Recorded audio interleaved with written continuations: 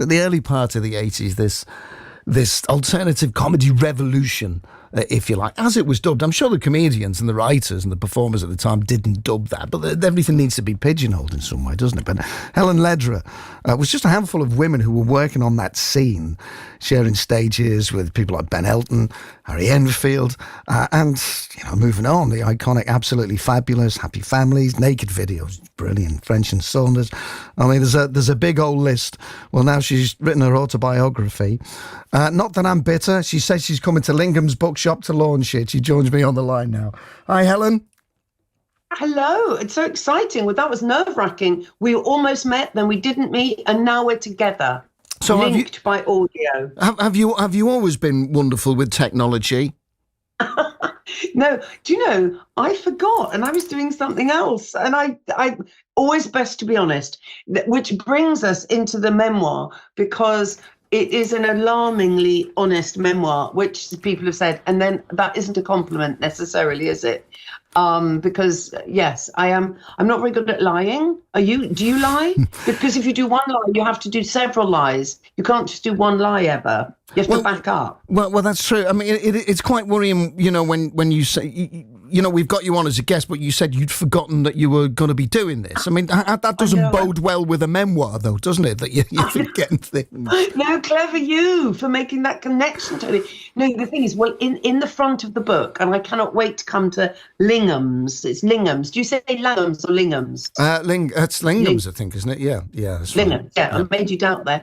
But anyway, such is the power of insecurity. But in the beginning bit of the book, there's this passive aggressive CV that I kind of done like a sort of snakes and ladders map, because I couldn't remember the things that I had done. And in those days, they didn't even record. I don't think it was probably before Google, it was so long ago, that sometimes my name got left off. And it's just to go, I'm old now, I'm looking back, I did do that. And then there's a university in Kent where they actually have a stand-up comedy archive. So I found pamphlets and tickets, like maybe it was even pounds, shillings and pence, to come and glimpse me for 10 minutes in Brixton one night. So I think I just needed to know that I'd done it in a way. Well, that's it. I mean, you mentioned the word old. We've banned the word old when it comes to people. We just say older, because, you age on the outside, but on the inside, I mean, I still think I'm 25. But just to go back to what you mentioned before, and I mentioned this before you came on, how do you remember stuff? I mean, some people keep a diary, keep a diary for years and years and years.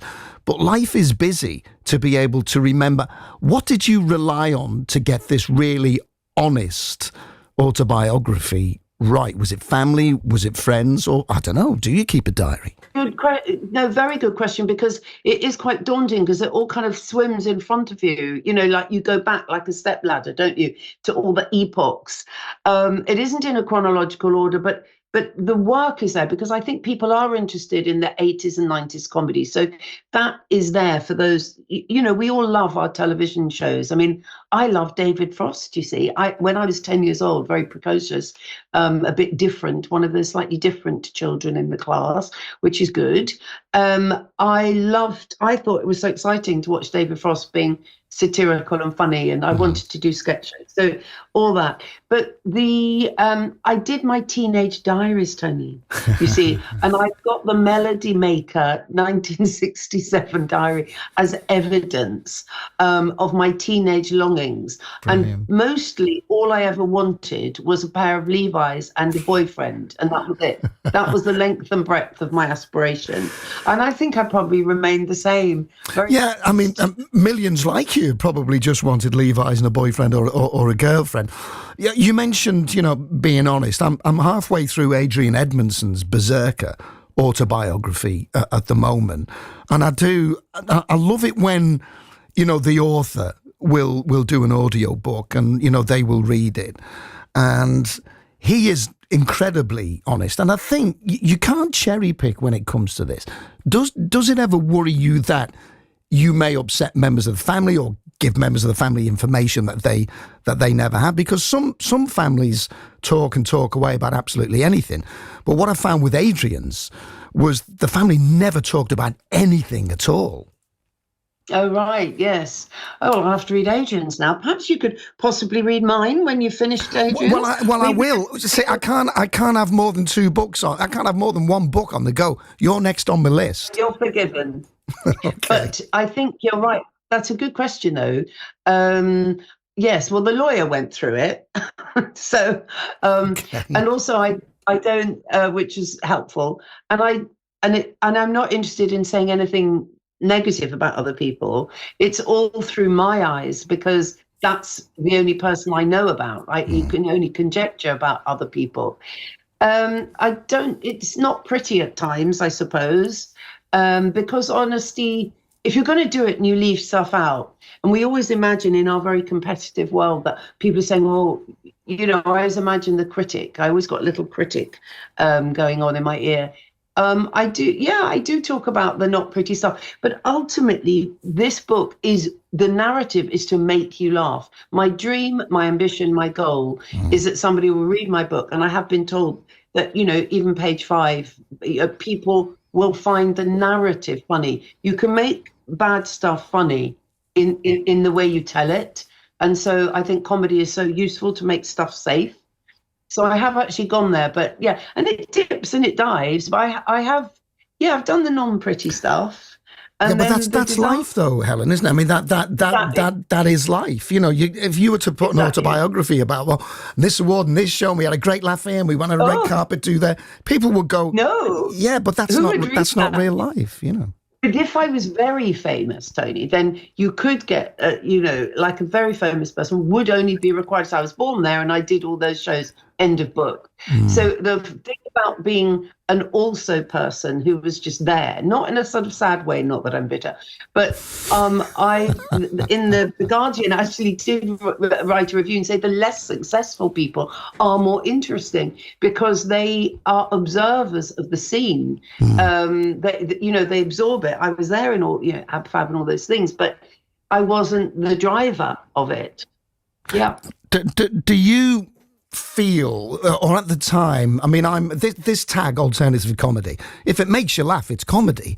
Whatever makes you laugh is comedy, but we like to pigeonhole and say, well, that's kind of, that's situation comedy, or that's alternative comedy. If it makes you laugh, it's comedy. Yes. Did you feel at the time, with the people that you were working with at the time in those early days, kind of really, and being a woman in that game too, really trailblazing, did you feel as though you were making a difference and trailblazing at the time?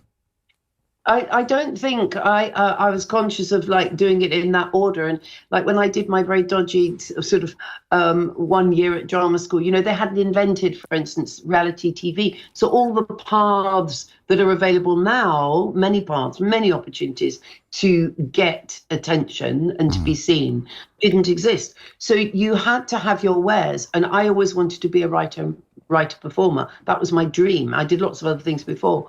And so I didn't pick that time to go, I must be part of the alternative comedy set. I think just comedy evolves. So this group in the 80s were after the people who played golf, the Tarbuck and the Bruce Forsyth. Inevitably, comedy goes, reflects the society, doesn't it? But laughter, as you rightly say, look, you're either going to laugh at something or you're not. And if you laugh at it, chances are it's because you recognise it. So you've got to kind of you have to modernise your content, I think. And I think the alternative comedians were just nice people. They got lucky. You know what it's like. It's, there are bad people at the top and there are good people at the top. It's a bit of luck, isn't it, as well? Yeah, I think so. But those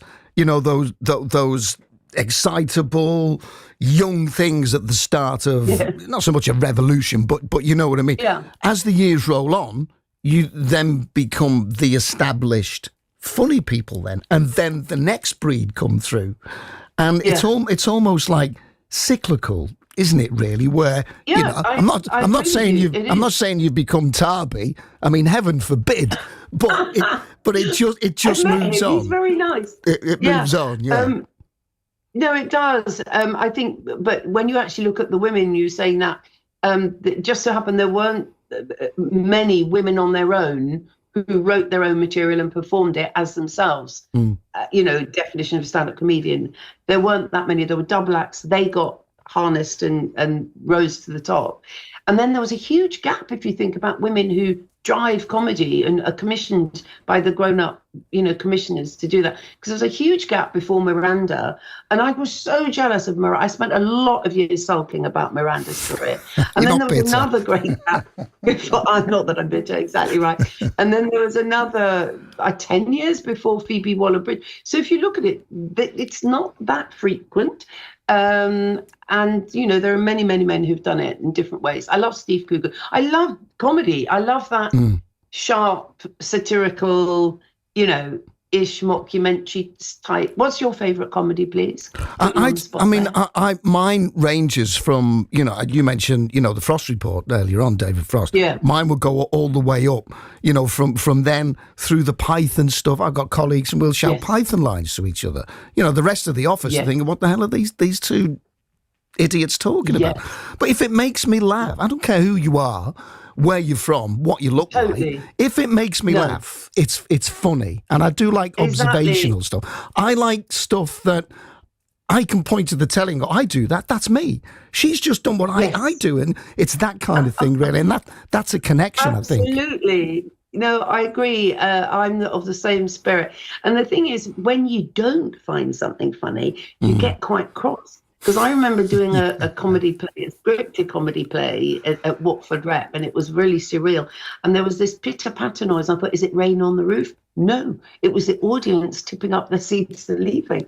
And because they just didn't like it. And they said, that was the worst plays I've ever seen. I said, you're lucky you didn't have to be in it. So I think people get quite enraged, don't they, when they're told to But enjoy. that's how you have to deal with this. If you create or write or perform, it's got to be a drug, because even when it goes wrong, you keep going back to it. You keep it's a drug of some kind. But I suppose, you tell me, if you get a really bad review or people say, it was awful, I didn't like it, how long do you cling on to that for? Is it a day? Is it a week? Are you bitter for a lifetime? It's like getting over being chucked, isn't it?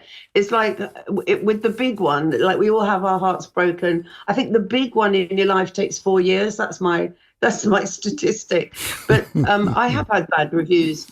But when I come to Lingham's, have you ever been? It's a lovely show. You'll love it. You'll absolutely love it. Yeah. Biscuits. Do you think people will be there? Well, they will now, Tony. Well, you asking me that says to me that you're really worried about it. That's a performer's insecurity.